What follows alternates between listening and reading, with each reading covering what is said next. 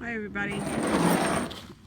Well, As I said before, we turned some heifers out today, some Brahma crosses and some Holsteins, and we had one that decided she was just gonna run right through the fence, and it wasn't a Brahma either.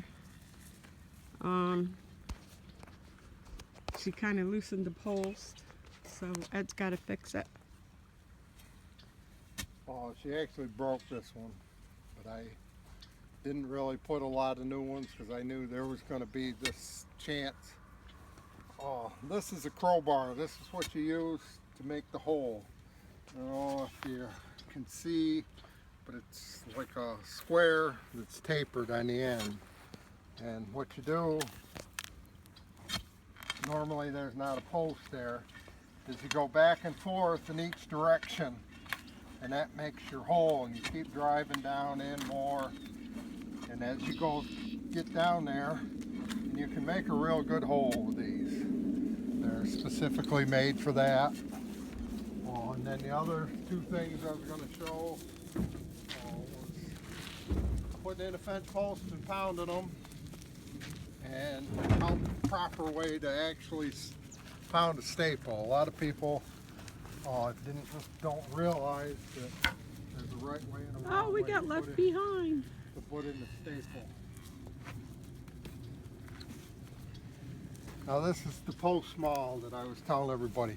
These are made different than splitting mauls. The one I used when I was making the fence post is made out of harder material. This one here, if you went and started pounding on metal and pounding wedges, there's a good chance you'd break it pretty quickly.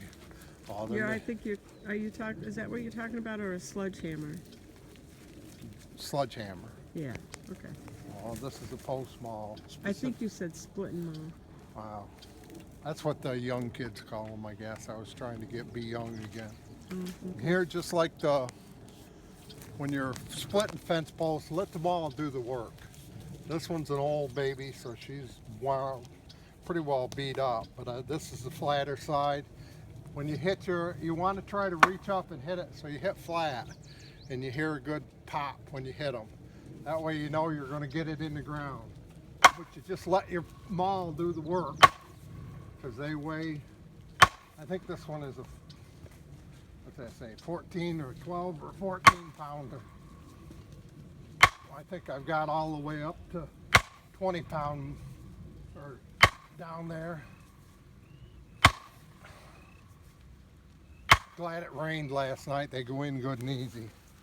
Sometimes in this hard ground, a lot of gravel, if it's dry, it's hard to get them in.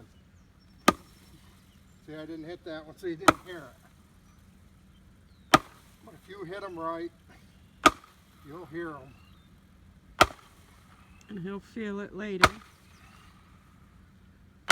And he'll be going, oh. Yeah, my shoulders are shot. Now the part about pounding the staple has to do basically with the idea that I had to wedge and was splitting these posts out. You can actually do the same thing with these little staples. These are 1.25 inches. Oh, I have used longer ones, but these work just fine. Now, because this old post, I left it in there, and all of the staples are still in it except for this one. This is the only one I'll actually have to pound. You don't want to go straight up and down with the grain of the wood, because it acts just like a wedge. So what you do is you put it on an angle on either side of your wire. And you never pound your staple all the way in unless you're trying to draw it tight at the end of a stretch of fence. You leave it out a little bit, you try to space it somewhere in between your barbs.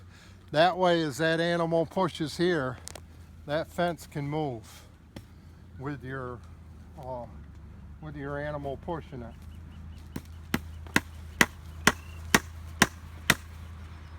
This one I pounded so close to the edge. But you can see I left it just a little bit so you can actually move that wire. But you want to remember, if anybody asks you to build a fence, try not to put your staples straight with the grain, because you'll be just like putting a bunch of wedges into your... It'll split and it won't hold any at all. Not for very long anyway. Posts hold wire or staples different. If you take a post like these are honey locusts, they'll hold the fence post pretty good if they're put in properly. But you take like cedar posts, those are the ones that you can buy are pretty popular. And they just don't, you might want to get the longer staples if you're going to use them. Well, I'm hoping everybody has a good day, and we'll catch y'all later. There's Grissom, he was our helper.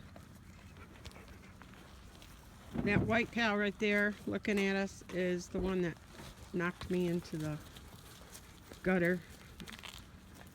That one there is the one that kicked me, and then she pushed me in the gutter.